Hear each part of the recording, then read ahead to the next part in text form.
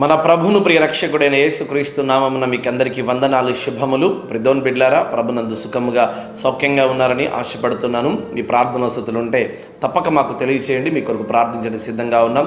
అదే రీతిగా మీరు వీక్షించేవారిగా కాక ప్రభు పరిచయలో మీ గుప్పులు విప్పండి. దేవుడు మిమ్మల్ని కూడా మీ కుటుంబాన్ని బహుగా ఆశీర్వదించేవాడై ఉన్నాడు. ఇంకా అనేక మందికి షేర్ చేయండి, వారు కూడా మరింతగా బలపరచబడతా ఉన్నారు. ఈరోజు దేవుని వాక్కును మనం ఆలోచన చేద్దాం. కీర్తన గ్రంథము 6వ అధ్యాయము 9వ వచనం.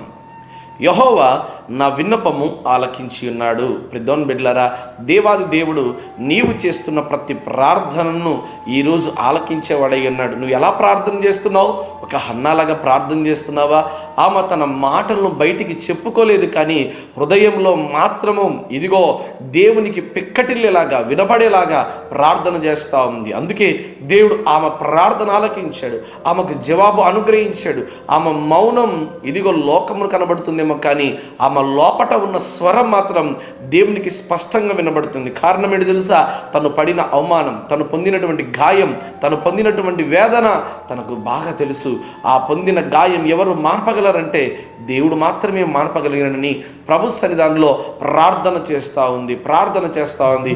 ఎంత బలమైన ప్రార్థన అంటే ఆ ప్రార్థనను బట్టి దేవుడు ఆమెకు గొప్ప సమూయేలును అనుగ్రహిస్తూ వచ్చాడు. దేవునికి స్తోత్రం కలుగును గాక. ఈరోజు నీవు చేసే ప్రార్థన ఏ రీతిగా ఉన్నది? మనుషులు కనబడే ప్రార్థనగా ఉన్నదా? నువ్వు చెప్పుకునే విన్నపం ఎలా ఉన్నది? ఒకసారి ఆలోచన చేయండి. ఒక ఎంఆర్ఓ దగ్గరికి కానీ, ఒక పోలీస్ స్టేషన్ దగ్గరికి కానీ ఏదైనా మనం అడగాలంటే ఎంత రిక్వెస్ట్గా అడుగుతామండి, ఎంత విధేయతగా అడుగుతాం. మనల్ని మనం తగ్గించుకొని, అయ్యా దయచేసి ఈ పని మాకు చేసి పెట్టండి, ఎమ్మెల్యే గారు, ఇదిగో ఎంపీ గారు, లేకపోతే పలాని పని మాకు చేసి పెట్టండి, ఎంత ఇట్లు మీ విధేయుడు అని విధేయత కనపరుస్తూ గౌరవనీయులు, పూజ్యులు అని పిలుస్తూ, ఇదిగో గౌరవనీయులు, పూజ్యులు అని చెప్పి నీకున్న అధికారులను మర్యాదపూర్వకంగా, గౌరవంగా, ఎంతో విధేయతగా వారి ఎడల ప్రేమ కనపరుస్తూ అడుగుతావు కదా నీ ప్రతి అవసరతను. మరి దేవుని ఎదుట ఎలా ఉంది నీ ప్రార్థన? ఎంత విన్నపముగా చేస్తున్నావు? ఎంత తగ్గించుకొని ప్రార్థన చేస్తున్నావు? ఉపవాసం నుండి ప్రార్థన చేస్తున్నా, దాన ధర్మాల నుండి ప్రార్థన చేస్తున్నాని ఇదిగో నువ్వు ప్రార్థన చేస్తున్నావేమో, ఆ ప్రార్థన దేవుడు అంగీకరించట్లేదు. అయితే నీ ప్రార్థన ఎప్పుడైతే తగ్గింపు కలిగి ఉంటుందో, సుంకరి దూరంగా నిలబడి తను తగ్గించుకొని, అయ్యా నీ వైపు చూడడానికి కూడా నాకు యోగ్యత లేదు ప్రభు అని చెప్పి ఆయన ఎప్పుడైతే ప్రార్థన చేస్తూ వచ్చాడో, అప్పుడు ఆయన ప్రార్థన, ఆయన విన్నపం ఆలకించబడింది. ప్రిదోన్ బిడ్లారా, ఇదిగో బందిపోటు దొంగ యొక్క ప్రార్థన విన్నపాన్ని దేవుడు అంగీకరించాడు. ఈరోజు నీ ప్రార్థన అంగీకరించలేడా?